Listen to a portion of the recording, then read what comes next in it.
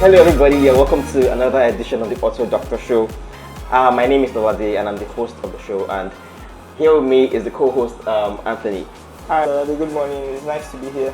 Yes, I also have my colleagues, Hi, the show, and Mandela. Hi everyone. So you're welcome on the show. Thank you. Today we're talking about a very, very interesting topic. I promise you, you will enjoy every single second of the show.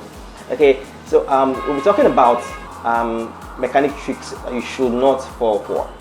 I'm sure at some point in your driving history you have fallen for some tricks from mechanics.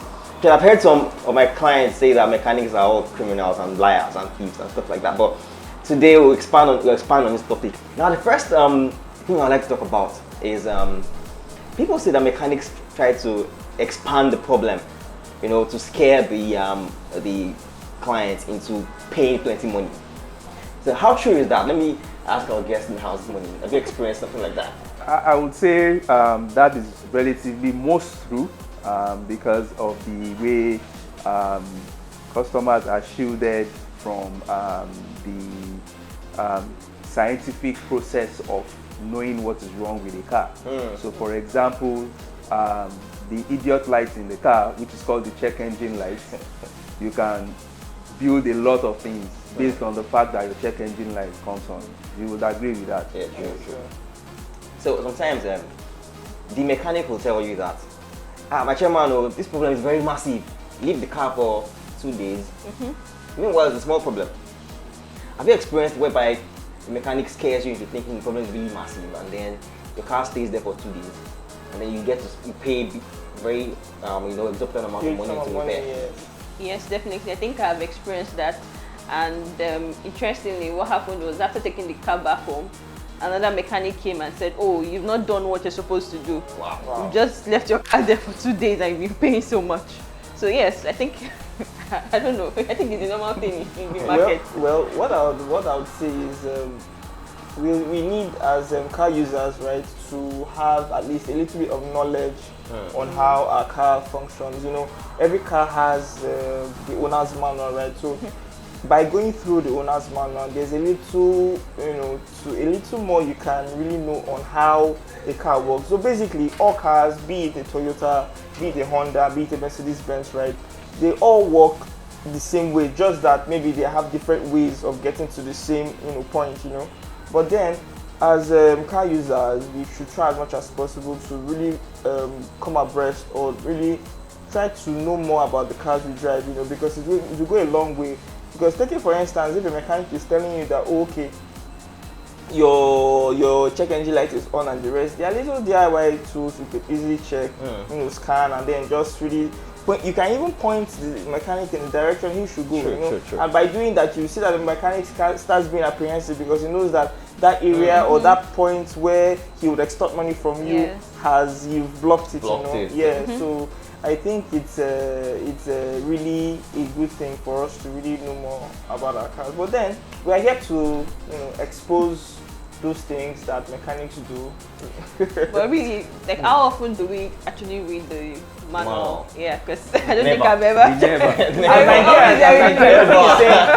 The thing is saying goes that if you want to hide something from my Exactly. Very true. Nobody would ever. I also think that it's important as a customer never to even admit to a mechanic that you don't know about a car. Very correct too. Because the moment you tell the customer, That I don't know anything, they are going to start building your debit alert. Exactly.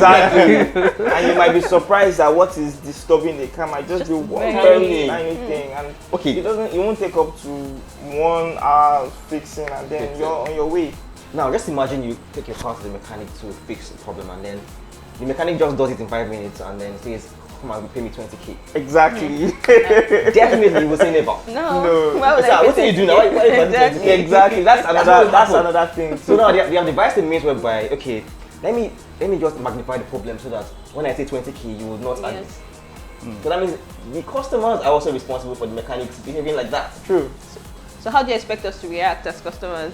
Because First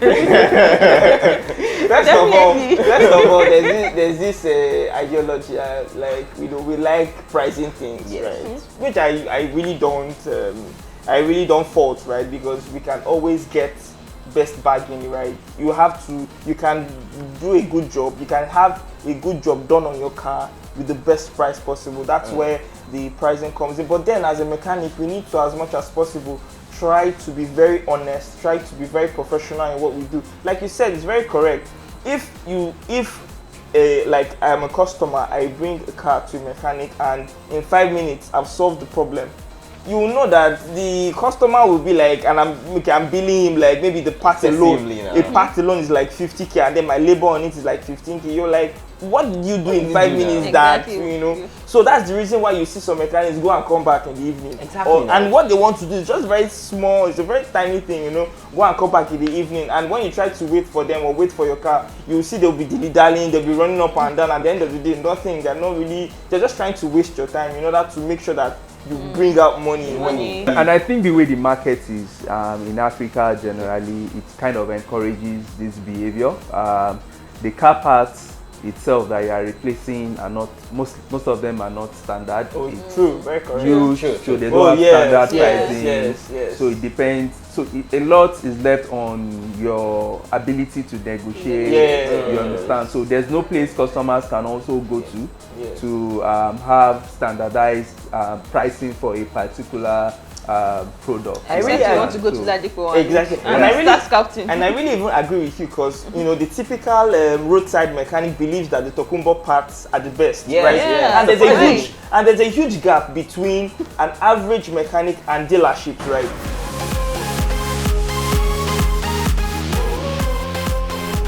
I have a question. Why is it difficult for mechanics to actually bring back the parts that they changed? Or return the parts. I think a couple of them do actually. Return the parts to the client. Yes, a couple of them do at least. What do you need them for now? So it's just let me tell you the reason why, as a customer, right? Let me tell you the reason why customers demand for parts and mechanics. So as an honest mechanic, you change a part.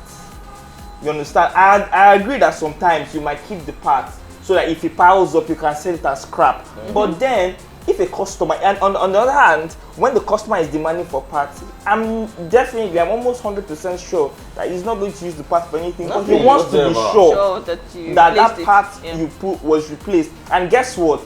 Because as a customer, I really don't know what part is. If you tell me what the shock absorber is and what the tie rod is, I wouldn't know. So you could pick one part from the workshop and put those. Okay, so I knew you were going to go there. So and I'm saying today there's technology. Yes. You want to change like my alternator. Yes. A 5-minute video showing me that is the reason why we are advocating customers know more about their cars. Everything is on your phone. How to change a tie rod, how to change your drive belt, what are the components that you need. A mechanic is telling you that, at least even if you don't know about cars, right, there's common sense that a car is behaving somewhere and the mechanic is telling you that it's a shock absorber and the rest. You can really, why does my car is doing hard start, or my car is starting, my car is vibrating while in motion, and then he's telling you to change shock absorbers and the rest. It doesn't really sound right. But by the time you Google it, you research on it, it gives you a clearer picture on what you should look out for. And then by advising your mechanic, right, on you don't necessarily need to tell him where you got the information from. Guy, please take a look at this.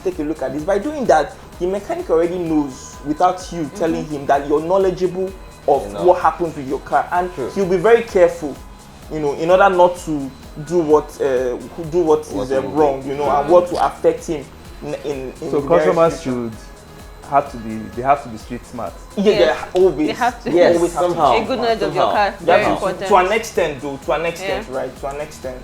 I've seen mechanics who, instead of changing the shock absorber, they want to paint the shock absorber. Wow. They'll gas the shock absorber, and it wasn't bad, you get. But the customer felt it was bad. He said, change my shock absorber. So the guy just checked it and said, okay, this is good, let me go on. So he painted it was brand new and put it back. And collected the money for brand new shocks. Because that was the excuse was that this particular client then, if I tell him to bring 100k for shock absorber, he'll bring it. But the labor cost or 5k, the guy also never. we give you take 2K. Okay. So there's no Yeah. standardized cost. That is Oh. what we are Oh. talking about. You know, in advanced countries, right? In advanced countries, Thank you very there's an option of you can order your parts. It's very simple. True, All yeah. parts have part numbers, right? Your part, they give you an invoice cost. Exactly. You list all your parts. You can order them from anywhere. Rock Auto. There are so many websites, right? And the labor cost is standard. And that thing the mechanics say to, because now this point is because they don't understand. Most of them is that when they say check the check engine light on, they just tell you that chairman, I saw the team view. Yes. There is nothing wrong with your car. Yes. This is how the car came and this is how it's supposed to be. Yeah, so you as the car user now, okay, this is the way it's supposed to be, so you keep driving. True. And by unknowing and unconsciously, right? And you know, I wouldn't say ignorantly or whatever. But then because the check engine light is on, and your car drives fine. Nothing is wrong, Exactly. exactly. You see that, oh, okay, that's the way the car came through, and then you know, Keep driving now. yeah. So, but our viewers should know that whenever you see check engine light on in your car, it is an indication that something is wrong. Well, okay, so I think my mechanic told me that, oh, it's fine. I should just keep driving my car with the check engine light. Yeah, your Like, mechanic- it will go off. Your mechanic It told you will it's go fine. off. It will go off myself. Your mechanic told you it's fine because number one, it's two things. Okay. Either he doesn't know how to detect why that check engine light is So I should go on, and check my mechanic. or that maybe the reason why the check engine light is on is a big problem that can be fixed That's by right, him, yes, exactly. and he doesn't want you to go somewhere else.